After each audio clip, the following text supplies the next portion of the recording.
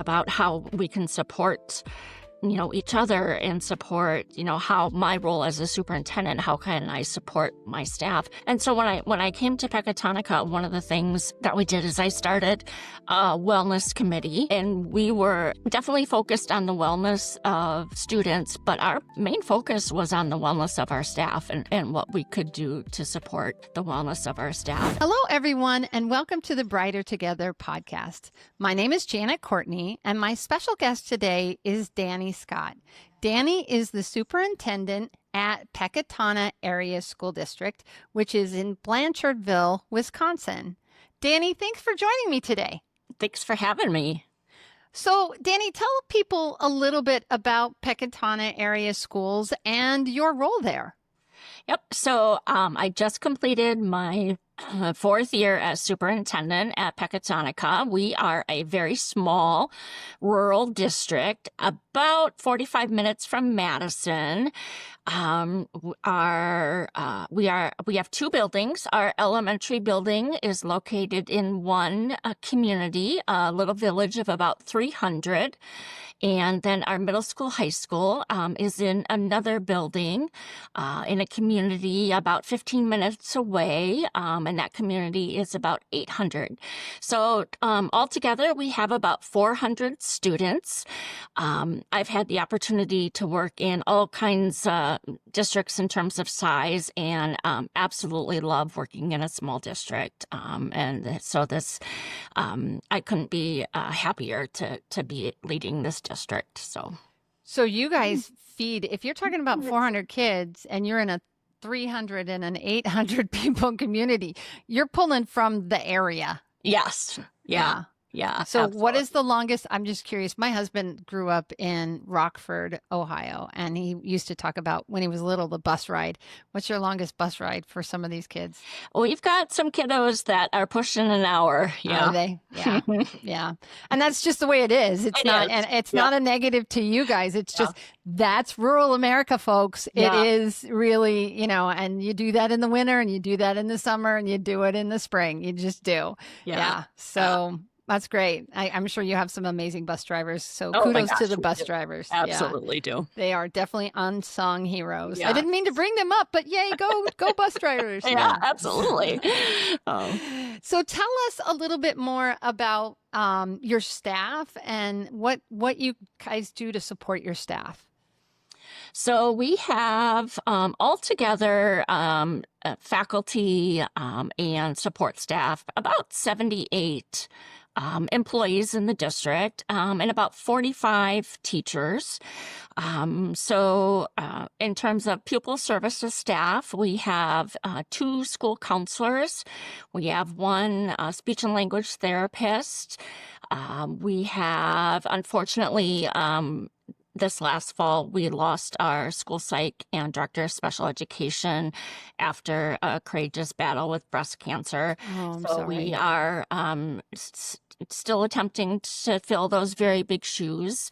But, because we're such a small district, we often wear so many different hats. And so teachers and my 2 principals just jump in and do whatever is needed whenever it's needed. So it's never a question of, well, that's not my job. That's somebody else's job. That's just not a philosophy that we operate under here. So. Yeah. And when you're in a smaller district, it's sometimes many times I've talked to, well, I'm technically the superintendent, but I'm also the principal, and I also am the director of special education. I'm like, yeah, okay. Yeah. I tell people it's like it's the same thing with when you start a business, it's like I always use the analogy of that juggler spinning plates, the one that's wobbling it, that's your role that day, because that's the one that needs you the most, right? Exactly. So how do you support them? I mean, I know it's not 500 people, but what kinds of things do you guys have in place to support your staff? It's a tough thing when you do have to do multiple roles, and how did you guys handle the loss? I mean, it's like that had to affect your staff too. Yeah, it had a tremendous impact on our staff and our community. She had been with the district, for 15 years, so really, well rooted, her family in this community. So we're still feeling it, honestly. Yeah. It was a tremendous loss for us. So my background is actually as a school psych. So Oh. I worked before became superintendent. My entire career was in the world of special education and pupil services. And so I always had a passion for supporting mental health. And so typically in that role, it was, supporting the mental health of our students. And so when I stepped into this role as superintendent, it got me thinking about, what are we doing to support, the mental health and well-being of our faculty and our teachers, and our custodians and our secretaries and our bus And drivers. bus drivers. Yeah, exactly. And oftentimes, we as adults, we just kind of, go through the routine of our day and we just assume that everybody is doing okay. And, particularly teachers who, are trying to support those kids that are coming in with mental health challenges or, food or housing insecurities. And, and because we're so small, our teachers know our families so well Yeah. that, they are personally affected, by the struggles that our students have. And so, I kind of, so when I did my doctoral research, I looked at trauma-informed practices, more so supporting students. But one of the things, that I really became more familiar with, was secondary trauma or compassion fatigue. And so I really started to think about, you know, outside of parents, teachers really are, the next adult that spend the most time with our kids. And so when they're Hmm. constantly, working with kids who are struggling in terms of mental health or behavior, it's so easy to fall or to get into that cycle of having compassion fatigue. And as adults, we just don't think about how we can support each other and support, how my role as a superintendent, how can I support, my staff. And so when I came to Pecatonica, one of the things that we did is I started a wellness committee, and we were definitely focused on the wellness of students, but our main focus was on the wellness of our staff and what we could do to support the wellness of our staff. And so, there's been, a couple of things that we've done. Some, come with a price tag. Others don't. I think one of the things that, teaching is such a stressful job. And Yeah. so part of my role is to make sure that teachers feel like they have the tools and the strategies to be able to support the students that walk into their classroom every day. And people often think, because we're a small rural district of 400, that perhaps we don't place as strong an emphasis on professional development as perhaps, like a larger district of, I've worked in a district of 5,000. So, so that's really been a priority for me is to bring in, top-notch, nationally recognized people to provide professional development to our staff. I am constantly, if things come across my desk in terms of conferences or trainings, I am sending that out to staff saying, hey, do you want to go to this? The district will support you attending this. And so really making sure that staff know that, the district supports that kind of opportunity. Yeah. Another thing, obviously there are those things that happen, outside of the school day, whether it's getting together as a staff, for some kind of fun activity, bingo or whatever it might be, those things are great. We do some fun things, during the school year, like Secret Santa or Secret Valentine, those kind of things are always Mm-hmm. fun. Yeah.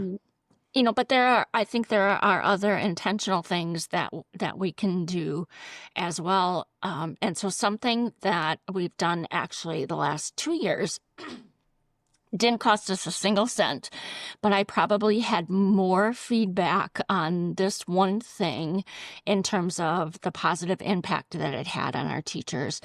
And so, twice a year at the end of the semester, teachers have days where they're spending it grading. Right. Right. And so, in talking with my principals, I'm like, how can we support kind of the work-life balance around that time, end of semester? It's crazy. Teachers are trying to get everything graded, get it back. I said, I think one of the positives that came out of COVID is we learned that there are some tasks that you don't need to be in the school building for. Mm-hmm. Mm-hmm. Grading is one of those. And so Right. what we did is we said, okay, you choose whatever environment is most beneficial for you in terms of work-life balance, where you feel you can, accomplish, your grading and get those tasks done. Whether you want to come into your classroom, whether you want to sit at your kitchen table, whether you want to go to a local coffee shop, whatever it is. So again, implemented that, allowed and trusted our teachers to be the professionals that they are, Yeah. Yeah. and Mm-hmm. and really supported, that work-life balance. And again, didn't cost us a cent, but I've gotten more feedback about that kind of thing. So as a result of that, now when we have whole day in-service days, we set aside the first hour as their mental health time. And we say, whatever that means to you, whether it's sleeping in an hour later, Yeah. whether it's going for a walk, whether it's doing yoga, whether it's getting another cup of coffee, you have an hour to do whatever you need to do to support your mental health. And then our professional development will start at 9 o'clock.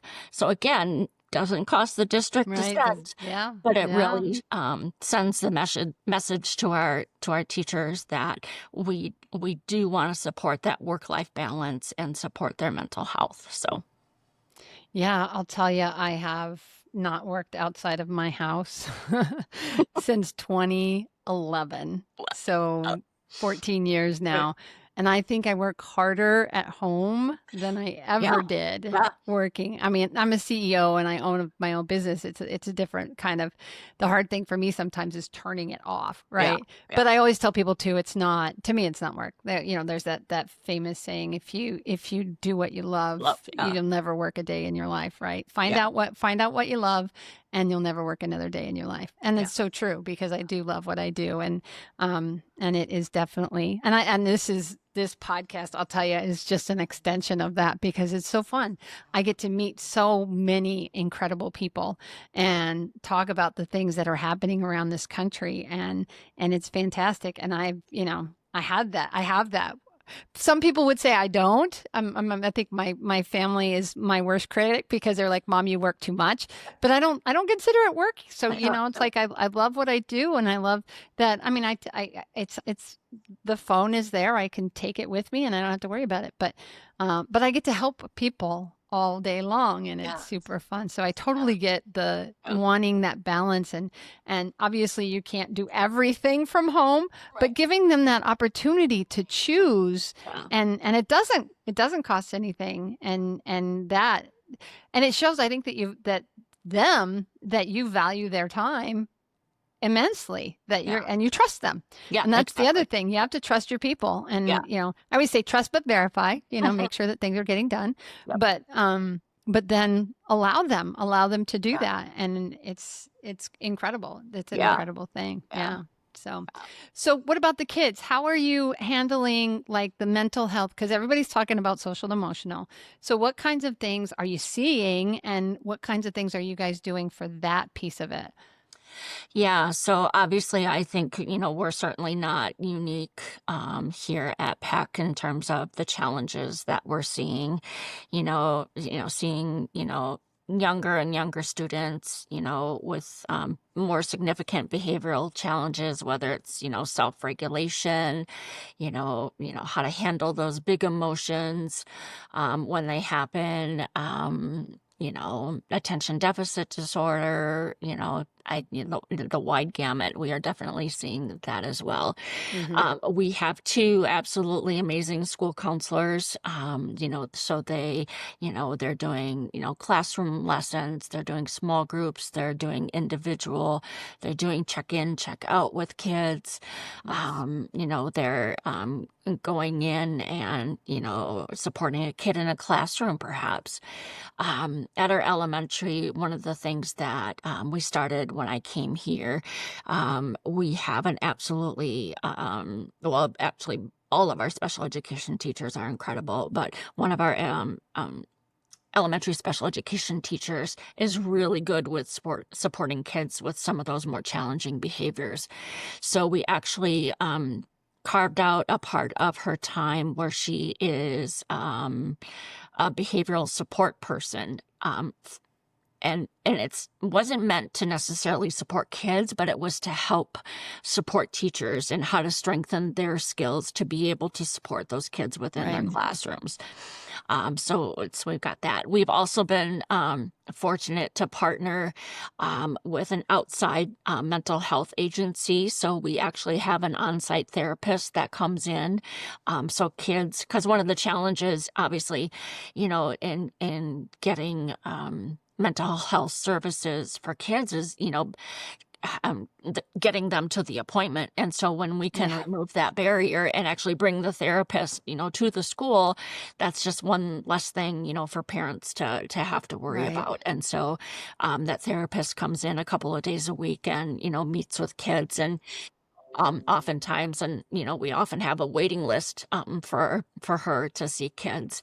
So Wow.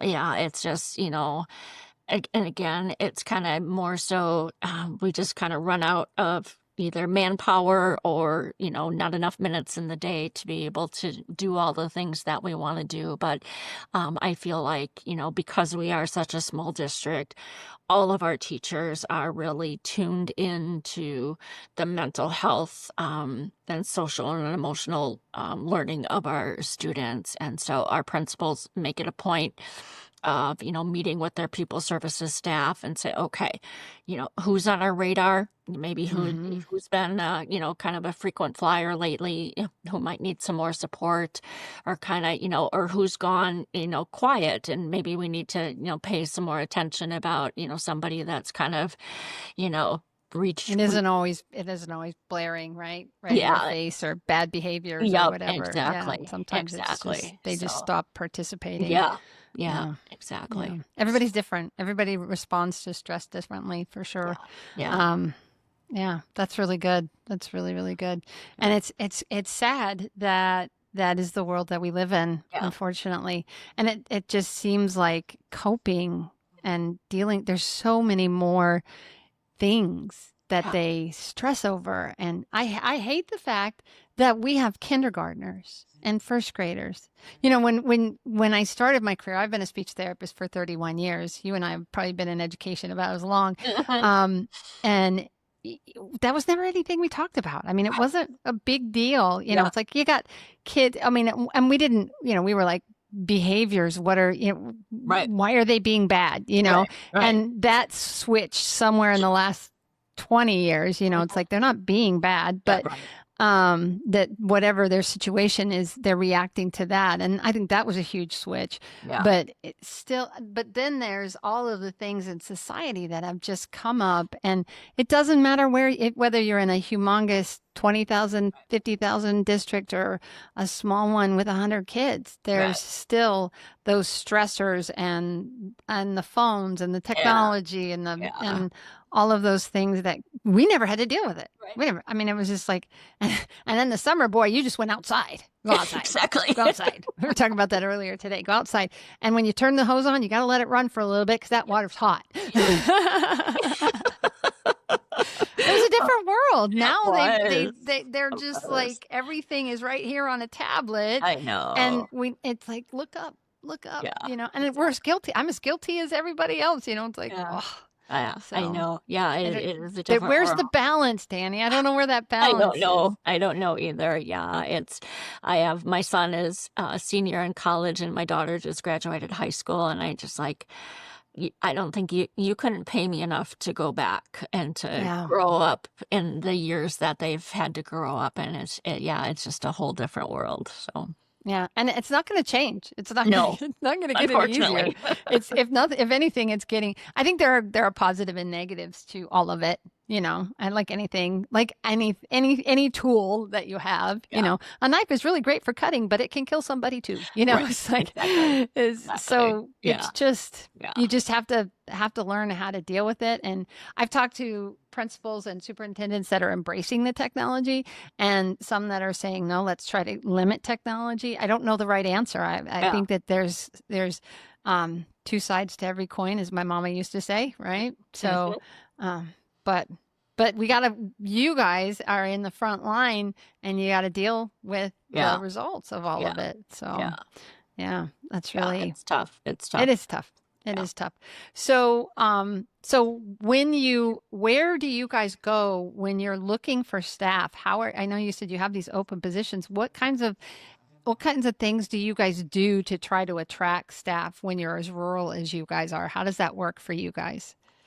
So, here in Wisconsin, there's kind of a clearinghouse that I would say 100% of districts use to post vacant positions. So we certainly tap into that because we are only 45 minutes from Madison, city of, So it's over drivable. 100,000. Yeah, we do have quite a few teachers that commute from Madison. But again, looking back when I started, my career, 30 years ago, when you had an open special education teacher position, you would get 20, 30 applicants. Yeah. And, for a district the size of Peck, honestly, we're lucky if we get between 5 and 10. Mm-hmm. And again, I think that's just, the nature of the teacher shortage, certainly here in Wisconsin, but I think just across the country as Yeah, well. it's So, nationwide. yeah, I've talked to people in California and Florida and Maine and here and yeah, Texas and Wisconsin, Minnesota. It's everywhere. yeah, It's not yeah, one particular. It's everywhere. yeah, It is everywhere. As a matter yeah, of fact, Lighthouse Therapy is offering some special education teacher services because of it. yeah. It was an area that I was like, okay, I'm a therapist. I know how to be a therapist. I know how Right. to do that. And I had a really good friend of mine in California that we'd worked together about 5, 6 years ago. And every 2 years in a row, she was like, do you have any sped teachers? Are you guys doing special academic instruction yet? And I was like, no, I don't know how to do that. No, that's not in my lane. No, I don't know how to do that. And finally I said, okay, well, we're going to bite the bullet. And we piloted it last year, and it was a rousing success. And we're like, okay, well, it was a 2,000 square mile district, huge district with Wow. just miles. Yeah. It wasn't a huge district as far as kids go, but just like Just an hour and a half between schools, right? right. You talked Right. about 15 minutes, and it was like, and we ended up saving one of her teachers from having to make that Wow. drive, Yeah. a couple times a week. And so it worked out really well. But it's got to be the right situation for the right schools all the Right. time. That's one of the things at Lighthouse. And I don't mean to be plugging Lighthouse, but it's about finding the right solution for Mhm. the school that you have and what you're doing. And so tell people that are in Wisconsin, where are you putting those ads? Is it okay for me to ask? Can you Yeah, say? Just absolutely. because I want to make sure that people know, because if you're a new teacher and you're moving into Wisconsin, where do I look? Yep. So, So the big site that every single district uses, it's called WeCan. So it's WECAN. So if you just search that, it's going to pop up, and you can set up your profile. So put in your experience, references. You can upload a copy of your resume, and then you can search vacancies by role. You can search vacancies by which area of the state that you're in, or where ah, you might be relocating to. And so it's a pretty useful tool, and a lot of districts use that. You can apply for the position right on that site. and then it like So feeds it to feeds, yep. And nice. so, yeah, it's a pretty slick system. Um, I know, larger districts, are using other platforms, too. As administrators, like our professional association will Mm, have a job yeah. board, and so, Yeah. send out, Asha does too. Yeah, they have a yeah, job board emails for about sure. that. Hmm. Yeah. Hmm. But we can is probably, again, if not 100%, darn close to 100% of districts use that. So, Well, good to know. Good to yeah. know. Okay, one last question, and Yeah. this is a question I ask frequently. Not everybody, but frequently I do, and it is one of those questions where, in your world, and you can't say money because everybody needs more money. Everybody needs more money. So, if you could miraculously solve one challenge in your school, Hmm. what would you want to solve? Okay. Can't say money. Okay. Can't say money. Can't say money. I know. Everybody needs more money. I Right, get it. I right. get it. Yeah. Yeah. So, Gosh, if I could solve one thing, hmm I think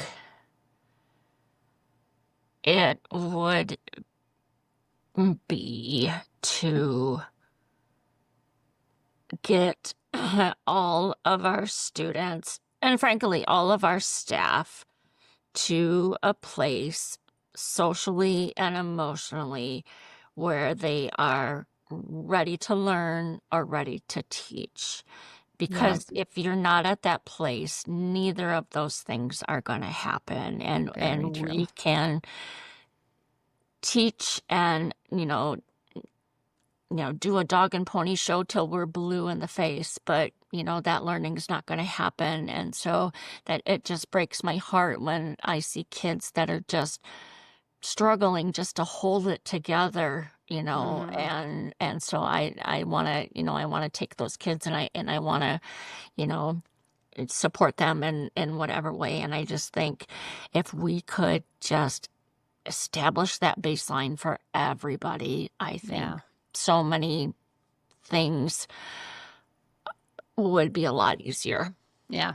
I agree. It's Yeah, a tough one. It is yeah, definitely a tough one, and it just that question is great because it really shows where your heart is too. That's part of the reason why I ask it because it's just, it's like your world. What is it in your world that you can fix? If you could, it just is. And that's a great answer. It's a really great answer. So, Dani, where do people go if they want to learn more about Pecatonica schools and you? so they can search. However, there is a Pecatonica school district in Illinois. So Oh, if you are going to Google, I would search Pecatonica School District, Wisconsin, and you will find us. So, and for those of you that are listening and cannot hear it, Pecatonica is Pecatonica. Pecatonica Area School District. Dani, it's been a fantastic conversation. Thank you so much for taking the time to be with us today. I really appreciate you, and I love your passion. thank you so much for having me.